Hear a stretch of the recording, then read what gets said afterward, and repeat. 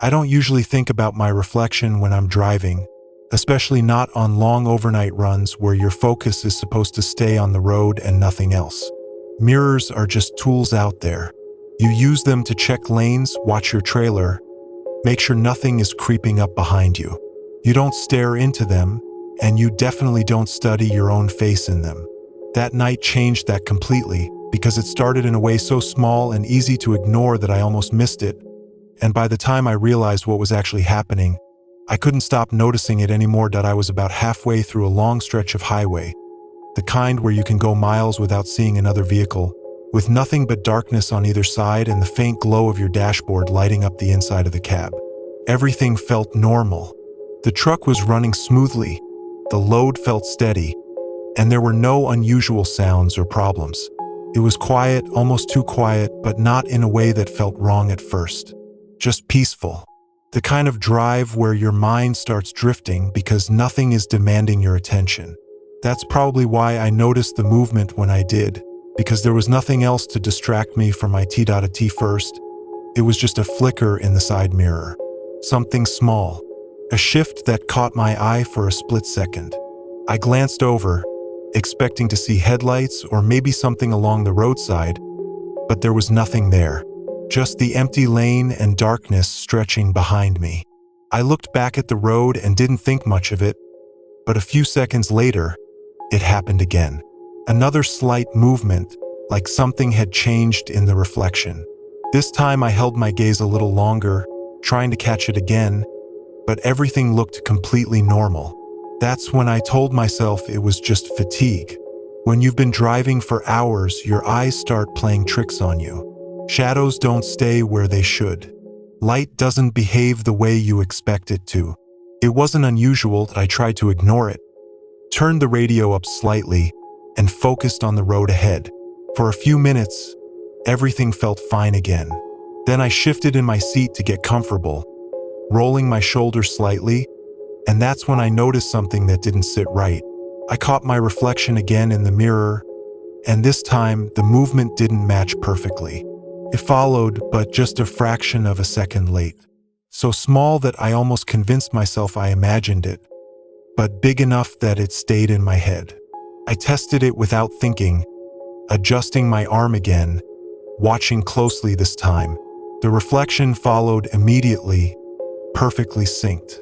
That should have been enough to reassure me, but it wasn't, because I had already seen the delay once. I kept driving, trying to push the thought away, but the awareness stayed there. Every time I moved, I found myself checking again. Every small shift, every adjustment. And for a while, everything matched perfectly, until I reached up to adjust the rearview mirror. I moved my hand without thinking, just a natural motion, something I've done thousands of times before. But in the reflection, my hand didn't move right away. It stayed still for just a second longer than it should have, then followed the motion like it was catching up. I pulled my hand back immediately, my chest tightening as I stared at the mirror, trying to understand what I had just seen. That's when the uneasiness started turning into something else, something heavier, because reflections don't lag. They don't hesitate. They don't decide when to move. I forced myself to look away, focusing on the road, gripping the steering wheel tighter than before. I told myself I was tired. That was the only explanation that made sense. But even as I tried to believe it, I couldn't stop myself from glancing back at the mirror again. This time, I didn't move at all. I just stared. My reflection stared back. For a moment, everything matched perfectly. Same posture, same expression, same stillness. Then it blinked. I didn't. The realization hit instantly, like a drop in my stomach, cold and sharp. I jerked my head slightly, breaking eye contact, my breathing suddenly uneven. I shook my head, trying to dismiss it, trying to force logic back into the situation. That didn't happen. Couldn't have. When I looked back again, everything was normal, perfectly synced. No delay, no difference, just me. But something had changed, because now I couldn't stop watching it. Every movement I made felt deliberate, like I was testing it without meaning to. I adjusted my grip on the wheel. The reflection followed, but slower, just slightly, not enough to be obvious at a glance, but enough that I could feel it. Like it wasn't mirroring me anymore, just trying to keep up. I moved my head again, slower this time, watching carefully. It followed, but not perfectly. The timing was off. The angle was slightly wrong. It was like watching someone imitate you instead of reflect you. That's when I understood something that made it worse. It wasn't random. It wasn't breaking. It was learning. Every movement was closer than the last. Every delay shorter. Every mistake smaller. I stopped looking at the mirror after that, forcing my focus back to the road. I didn't want to watch it anymore because I knew if I kept looking, it would keep improving. And if it improved enough, there would be a moment where I wouldn't be able to tell the difference. The thought stayed with me as I drove, sitting in the back of my mind like something waiting to surface. Minutes passed, maybe longer, but I didn't look at any reflective surface again. Not the side mirror, not the rear view, nothing. But that didn't make the feeling go away. It just made it worse, because now it felt like something was still there, just outside my vision, still watching, still adjusting. Then I heard something inside the CAB. It was quiet. So quiet I almost missed it. A slight shift, like fabric moving or pressure changing in the seat next to me. I froze, my hands tightening on the wheel, as I slowly turned my head toward the passenger seat. It was empty, completely empty, nothing out of place. But the feeling didn't go away. It felt like I had just missed something, like something had been there and moved the moment I looked. My heart was beating faster now. Every sound around me suddenly sharper, more noticeable. I forced myself to look back at the mirror. And this time, the reflection was already looking at me. Not the same way I was looking at it. Not neutral. Not blank.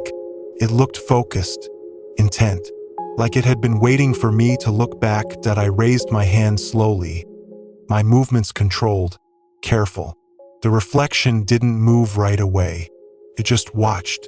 Then, after a delay, it lifted its hand too. But not the same way, not the same timing. It wasn't mirroring me. It was copying me, and it was getting better. I lowered my hand. It followed, closer this time. Almost perfect. That's when the realization settled in fully, and it was worse than anything I had felt before. It wasn't trying to match me. It was trying to replace me.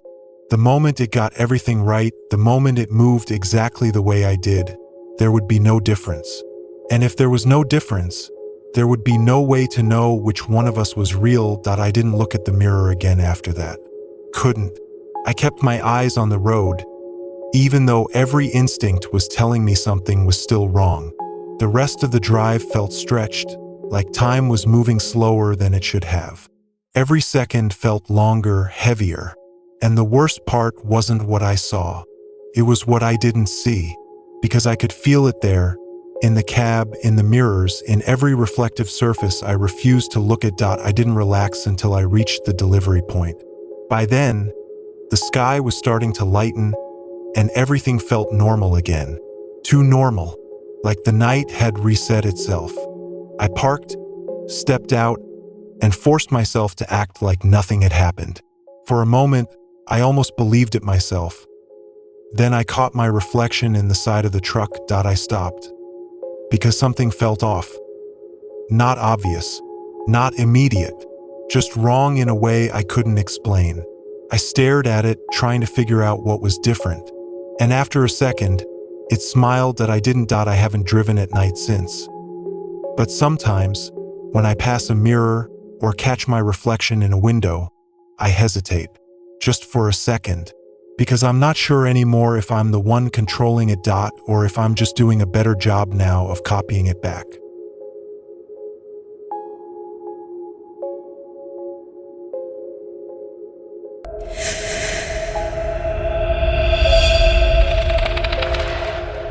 I've spent enough time on the road to know how silence behaves. It's never truly silent out there. Even on the emptiest highways, there's always something in the background.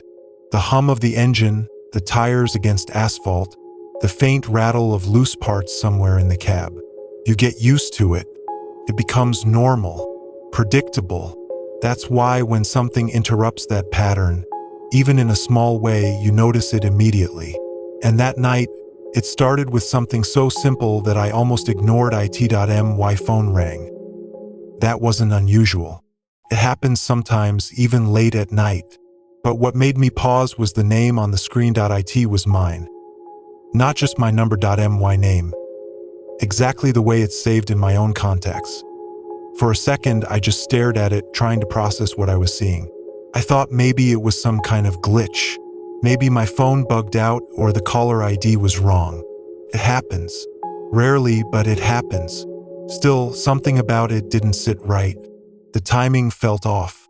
The way it just appeared out of nowhere, breaking through the steady rhythm of the drive. I let it ring. I didn't answer. After a few seconds, it stopped. The screen went dark again, and everything returned to normal. The road, the engine, the silence. I told myself it was nothing. But then it rang again. Same name, same number. Mine. This time I hesitated longer. My hand hovered near the phone, but I didn't pick it up. I watched it ring until it stopped again. My chest felt slightly tighter now, though I couldn't explain why. It was just a phone call. There had to be a simple explanation. I checked my recent calls. Nothing. No missed call. No record of it ever happening. That's when the uneasiness started to settle in. Because if it wasn't there, then what had I just seen? I put the phone back down and focused on the road, trying to push it out of my mind. But the thought stayed there, sitting quietly in the back of my head. Then, a few minutes later, it rang again. Same name, same number. But this time, something was different. The call duration was already running. Like it had already been answered. My stomach dropped as I stared at the screen. The timer was counting upward slowly. 1 second, 2, 3. I hadn't touched it. I reached for the phone slowly, my fingers colder than they should have been, and held it up to my ear. For a moment, there was nothing, just silence. Then I heard it, breathing slow, uneven, exactly like mine. I pulled the phone away instantly, staring at it like it had burned me.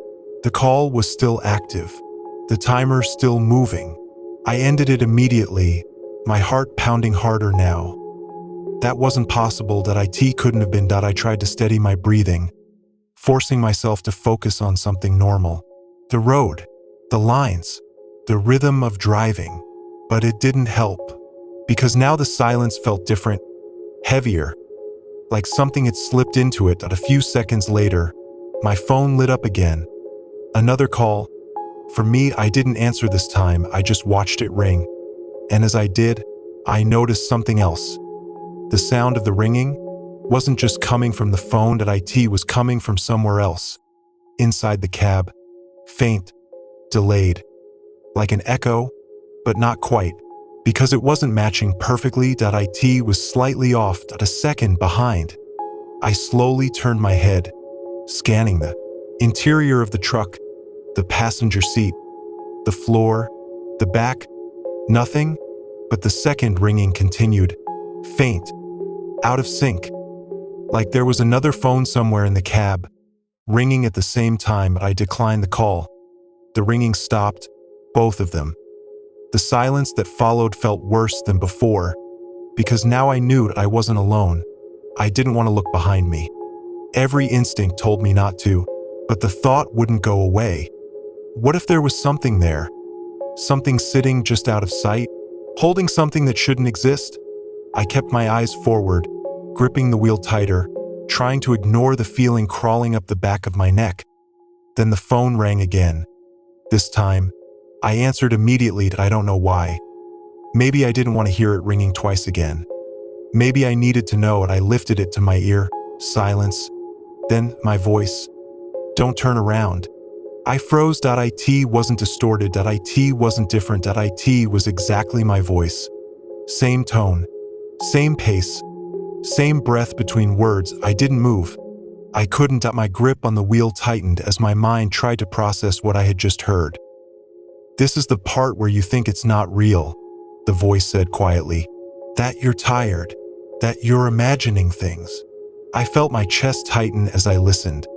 Because it was right. That's exactly what I had been thinking. "You're going to want to look behind you," it continued. "Don't." My breathing became shallow, uneven. "Because if you do," it paused slightly, like it was choosing the words carefully. "You won't be the one driving anymore." I ended the call. My hand was shaking now. My entire body felt tense, like I was holding myself completely still without realizing it. The phone didn't ring again. Not immediately. But the feeling didn't go away. That awareness, that presence, like something was sitting just behind me, waiting, watching. I drove like that for what felt like forever, not checking the mirrors, not looking anywhere except straight ahead. Every instinct I had was screaming at me to turn around, to confirm whether something was there or not. But I didn't. Because of what the voice had said, because it sounded like me, and because some part of me believed it. Minutes passed. Then more.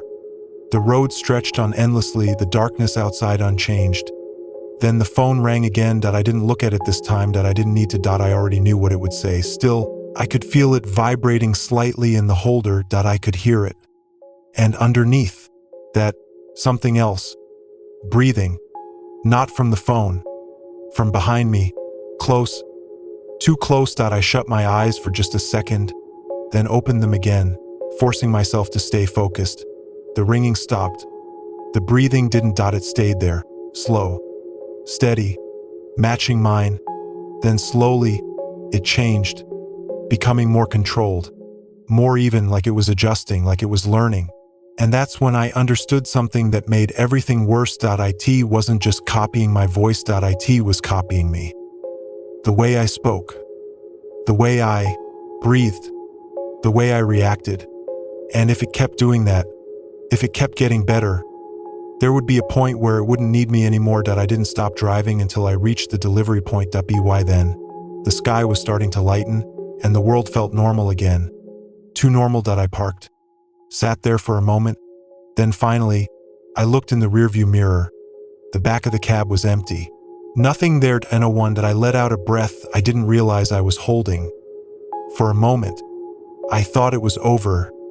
Then my phone lit up one last time. No call. Just a notification. A voice recording from my number. Time-stamped while I was driving. My hand hesitated before I pressed play. At first, there was nothing. Then, the sound of the engine, the road, everything exactly as it had been, and underneath it, my voice, talking, calm, steady, practicing, repeating the same sentence over and over again. "Don't turn around. Don't turn around. Don't turn around." I never said that. Not once. And the worst part was the last line. Spoken perfectly. Exactly the way I would say it. I think I got it right this time. I haven't answered unknown calls since. But sometimes, late at night, my phone lights up. No sound. No vibration. Just my name on the screen. Calling. Waiting. And this time, I don't think it needs me to pick up anymore.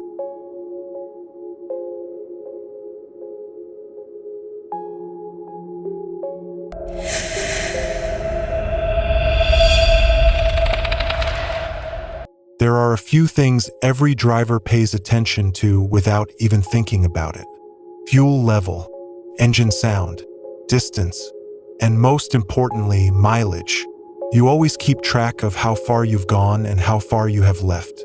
It's not just about planning your route. It's about control. Knowing exactly where you are at all times. That's why what happened that night didn't make any sense.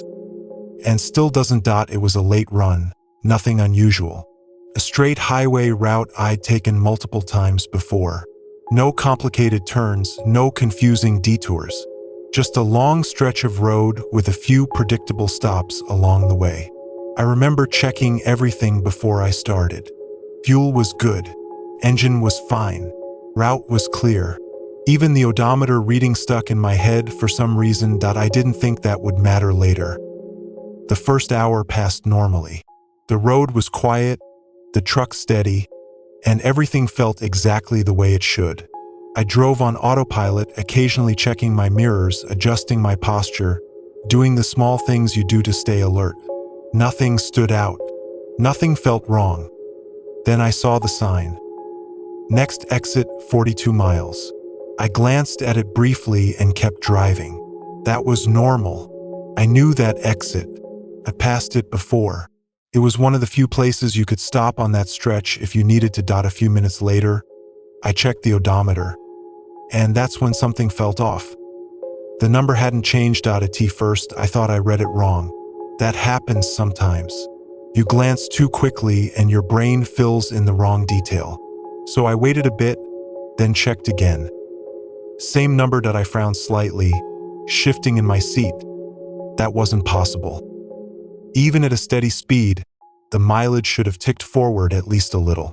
I kept my eyes on it for a few seconds longer this time. Nothing. No movement. No change. I looked back at the road, trying to make sense of it. Maybe it was stuck. Maybe the display had glitched. That was the most logical explanation. Then I passed another sign. Next exit, 42 miles. I felt my grip tighten slightly on the steering wheel. That didn't make sense. I had already passed that sign, and I was sure of it.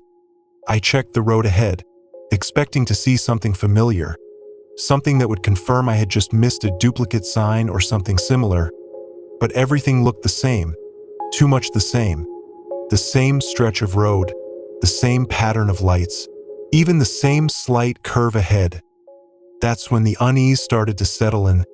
I checked the odometer again. Still the same. Number. No changed. I slowed down slightly, my eyes moving between the road and the dashboard. The engine responded normally. The truck felt normal. Everything was working exactly as it should. Except for the distance, I should have been moving forward. But I wasn't going anywhere. I sped up, just to test it. The truck accelerated. The engine responded. The road moved beneath me. But the odometer didn't. That's when I felt it. That quiet realization that something wasn't just broken. Something was wrong. I looked ahead again and saw the sign. Next exit, 42 miles. Again. Same placement. Same angle. Same slight flicker in the light above it. Exactly the same. I didn't slow down this time. I kept driving, my chest feeling tighter as I tried to understand what was happening. My mind ran through explanations, each one falling apart as quickly as it formed. Then something else changed. The road. Not dramatically, just slightly. The lane markings looked a little off. The lines weren't as clean as they should have been. Slightly uneven, like they had been painted over something else. I blinked, focusing harder. They went back to normal. I exhaled slowly, trying to steady myself. This wasn't real. It couldn't be. Then I checked the rearview mirror, and my stomach dropped, because the road behind me didn't match the road ahead. Not exactly. The curve was wrong. The lights were spaced differently, like I wasn't on a straight path anymore, like I was looping. But without turning, I looked forward again quickly, my breathing becoming shallow. The sign appeared again. Next exit, 42 miles. This time it was closer. Too close. I passed it almost immediately. And for a split second as I drove past it, the number changed. 41 miles. Then it flickered and went back to 42. I felt something cold settle in my chest. Because that wasn't a glitch. That was a correction. Like something had tried to update it and then changed its mind. I pressed harder on the accelerator. The truck responded. The road blurred slightly, but nothing else changed. The odometer stayed still. The signs repeated. The road stayed the same. Then I heard it. A click from the dashboard. Soft, subtle, but clear. I looked down. The odometer flickered, just once, then changed. Not forward, backward. The number decreased. By one. I stared at it, my mind struggling to process what I had just seen. That wasn't possible. Mileage doesn't go backwards. But it did. I watched it. Another flicker. Another drop. One more mile gone. I gripped the wheel tighter, my breathing uneven now, because if it was going backwards, then I wasn't just stuck, that I was being taken somewhere else. Somewhere I had already been. Or somewhere I wasn't supposed to reach. The next sign appeared faster this time. Next exit, 42 miles. But this time, there was something else written underneath it. Faint, like it had been scratched into the metal. Don't stop. I felt a chill run through me as I stared at it while passing. That hadn't been there before. That I was sure of it. That I checked the mirror again. And this time, the road behind me wasn't empty. There was something there, far back, too far to make out clearly, but it was following. Not a car, not headlights, just a shape, staying the same distance, and no matter how fast I went, that I faced forward again, my grip tightening even more, because now I understood something. The mileage wasn't stuck, that it wasn't broken, that it was controlled, and whatever was controlling it didn't want me to reach that exit. Another click, the number dropped again. Another mile gone. I pressed the accelerator harder. The truck pushed forward, but the sign appeared again. Next exit, 42 miles. Closer, closer each time, but never reachable. Then I saw something ahead. Finally, not a sign, not the same stretch of road. Something different. A break in the pattern. An exit ramp. I felt a surge of relief instantly, my body reacting before my mind could catch up. I turned the wheel slightly, guiding the truck toward it. But as I got closer, something felt wrong. The ramp wasn't marked properly. No lights, no signs. Just a dark opening leading off the highway. I slowed down, just slightly, and that's when I noticed it. The odometer stopped decreasing. For the first time, it held still. Waiting, I looked at the ramp, then back at the road ahead, and in that moment, I understood. The exit wasn't for me to leave. It was for me to choose. Behind me, in the mirror, that shape was closer now. Still not clear, but closer. Waiting. The sign appeared one more time beside me. Next exit, 42 miles. And underneath it, the words had changed. Wrong way. I didn't take the exit. I pressed the accelerator and kept going straight. The truck surged forward. The road stretched ahead, and suddenly, everything snapped back. The odometer jumped forward. The signs changed. The road looked normal again. I didn't stop driving until sunrise, and even then, I checked the mileage. It didn't match the distance I had driven. Not even close. It was less. Like a part of that road had never been counted. But the worst part wasn't the missing miles. It was what I saw in the mirror, just before everything went back to normal. That shape turning away, like it had been waiting for me to make the wrong choice, and realized I didn't. But sometimes, when I check my mileage late at night, I see it drop, just slightly, like something is still adjusting it, still trying to bring me back.